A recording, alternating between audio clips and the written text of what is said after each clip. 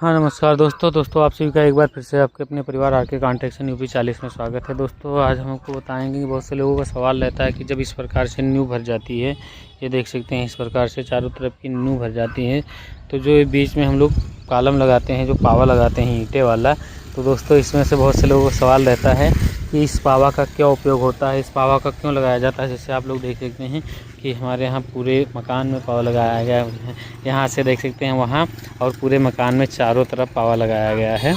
जैसे कि ये वाला पावा देख सकते हैं कि 9-14 का लगाया गया है।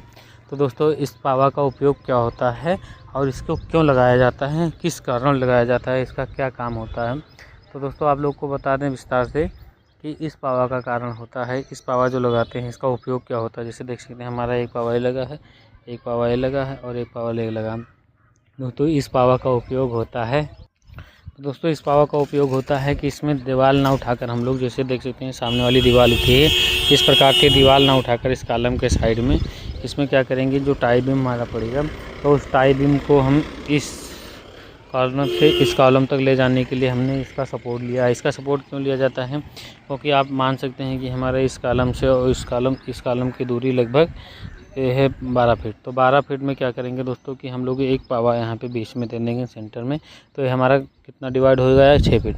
तो जब 6 फीट डिवाइड हो जाएगा दोस्तों, 6 फीट डिवाइड, जैसे इस प्रकार देख सकते हैं इधर, जब यहाँ से यहाँ की दूरी जब 6 फीट हो गई, तो 6 फीट दूरी होने से क्या होगा कि जो हमारा सरिया है, जैसे हम सरिया टाइप में डालते हैं, तो सरिया क्या होगा कि इस कॉलम पे ये वाले इस कॉलम से और ये वाले पिलर पे लोड आएगा। तो जब ये वाला लोड आएगा तो ये बराबर लेगा, तो ये क्या काम करेगा, जिस प्रकार से हमारी ये दीवार काम करती है उस प्रकार से एक पावा हमारा काम करता है। क्यों, क्योंकि यहाँ पे जब 4 सरिया का हम लोग टाई बीम डालेंगे इस कॉलम से लेकर के नहीं और इस कॉलम तक, तो क्या होगा कि लोड जो है वो हमारा ट्रांसफ़र लोड इसी पे आ जाएगा। जब इस पे आ जाएगा तो हमारी जो ये मजबूती है ये अच्छी तरीके से बढ़ जाएगी, और हमारी मजबूती कितनी बढ़ जाएगी, जितनी कि इस दीवार की मजबूती, जैसे इस पे टाई बीम डालेंगे उतनी ही मजबूती इसमें आ जाएगी। बहुत से लोग क्या गलती कर देते हैं दोस्तों, गलती यही कर देते हैं कि इस पावा ना लगाकर, जैसे यहाँ से इस कॉलम से और इस कॉलम तक 12 फुट दूरी है, जैसे सामने से ले लीजिए इस वाले से उस वाले कॉलम तक, तो क्या करते हैं कि जब इसकी 12 फीट दूरी है तो इसमें पावा इस प्रकार का पावा नहीं लगाते हैं। तो उसी में होता क्या है कि ये दीवार जो होती है टाई बीम हल्का लचक लेती है। तो जब लचक लेती है तो क्या होता है कि जब थोड़ा सा नीचे लचक लेगी हल्की, तो जैसे नीचे को हल्का दबेगी तो ऊपर से जब दीवार उठ जाएगी, जब दीवार का लोड आएगा तब इस पर ये लचक मारेगी, और लचक मारेगी तभी दीवार क्रैक होती है, तब साइड में क्रैक हो जाती है। जैसे आप लोगों ने देखा होगा कॉलम में दीवार क्रैक हो जाती है, तो लोगों को यही लगता है कि दोस्तों ये वाली दीवार क्रैक हो गई, तो इसका रीज़न क्या होता है। दोस्तों रीज़न यही होता है, शुरू में ही कुर्सी में होता है, जो टाई बीम मारते हैं वहीं पर रीज़न ये है कि इस प्रकार से पावा लगा दें तो आपकी क्रैक से बच सकते हैं, आपकी दीवार क्रैक नहीं होगी। क्यों, क्योंकि ये पूरा आपका लोड बराबर तीनों पे आएगा, तो ये इतना से इतना ताने रहेगा, ऊपर की तरफ स्ट्रॉन्ग रहेगा। और जब नीचे आ जाती है, जब हल्का झुक जाते है, कितना भी आप सरिया डाल दें लेकिन जब बीच में सपोर्ट नहीं होगा तो लचेगा ज़रूर। तो जब इस प्रकार के हल्का लचेगा तो उससे क्या होगा कि ऊपर वाली दीवार में साइड से क्रैक आ जाएगा। यही कारण होता है दोस्तों कि दीवारों में क्रैक होता है। तब लोग कहते हैं कि दोस्तों ये लोड क्या हुआ, घर बैठा, तो घर नहीं बैठा, ये बीम ही आपकी लगती है जो कि बीच वाली। आपने अक्सर देखा होगा कि इस साइड की दीवार कभी क्रैक नहीं होती है, क्रैक जब देखा होगा तो पार्टीशन ही होती है। क्यों, क्योंकि पार्टीशन ही इसमें दिक्कत करता है। पार्टीशन में दिक्कत क्या हो जाती है कि जब टाई बीम पड़ते हैं, जैसे हम आपको एक और एग्जांपल दे रहे हैं, जैसे इस कॉलम से इस कॉलम तक, इसको इग्नोर कर दीजिए कि ये नहीं है। अब यहाँ से यहाँ तक जब हम लगाएंगे तो क्या होगा कि हमारा 12 फीट है, तो 12 फीट में हम लोग 12 mm की सरिया लगा देंगे, 4 की जगह 6 सरिया लगा देंगे, 6 की 8 सरिया लगा देंगे।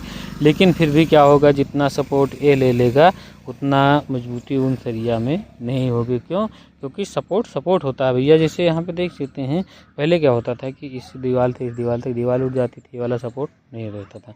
लेकिन अब होता है कि पैसा बचाने के चक्कर में ये दीवार नहीं उठाते हैं, लेकिन इस प्रकार से पावा लगा देते हैं, बहुत से लोग कॉलम लगा देते हैं। तो ये अपना फ़ायदा है। फ़ायदा क्या है, समझदारी भी है मिस्त्री की, कि इस मिस्त्री को समझदार है कि मतलब इसमें मालिक के पैसे अच्छे खासे बच जाएंगे, जिससे क्या होगा कि आपका जो मजबूती है वो भी 4-5 गुना बढ़ जाएगी और पैसे की भी बचत हो जाएगी। तो आप लोग जब भी अपना मकान बनवाएं, आपको पैसे की बचत करानी है और मिस्त्री कहता है कि बीच में दीवार ना उठाएं, तो इस प्रकार से पावा लगाएं। पावा आप लोग एक केस में नहीं लगा सकते हैं। जैसे ये वाला कॉलम देख रहे हैं, इस कॉलम से और इस कॉलम की दूरी जब 6 फीट हो तब आप ये वाला पावा आवश्यकता नहीं है, और 6 फीट से ज़्यादा हो तो आप लोग बीच सेंटर में एक पावा ज़रूर दे दें। जो भी आपकी दूरी है इस कॉलम से इस कॉलम की, उसके मिड में आप लोग एक पावा ज़रूर दे दें। जैसे हमारे यहाँ 12 फीट है, बहुत से लोग 14 फीट होता है तो 7 फीट तक दे सकते हैं। उसके बाद में बढ़ती तो आप लोग 3 पार्टीशन करिए। यदि मान के चलिए इस कॉलम से इस कॉलम की दूरी 15 फीट है तो आप लोग 2 पावा दीजिए, जिससे कि आपको 15 में डिवाइड हो जाएगा, 5 पार्ट में डिवाइड हो जाएगा। मतलब 7 फीट से ज़्यादा कोल आपको 6 फीट से ज़्यादा कोल नहीं देना है, जिससे क्या होगा कि आपकी मजबूती अच्छी खासी आएगी। दोस्तों आशा करते हैं वीडियो अच्छी लगी हो तो वीडियो को लाइक करें, दोस्तों के साथ शेयर करें, कमेंट करें, और हमारे चैनल पर नए हैं तो चैनल को सब्सक्राइब करें और कमेंट करके अपने सुझाव ज़रूर दें कि वीडियो कैसी लगी। दोस्तों आशा करते हैं वीडियो बहुत अच्छी लगी हो, और बने रहिए इसी वीडियो में, देखते रहिए, हमारे चैनल पर जुड़े रहिए। और तब तक के लिए मिलते हैं किसी और वीडियो में, तब तक के लिए स्वस्थ रहिए, मस्त रहिए।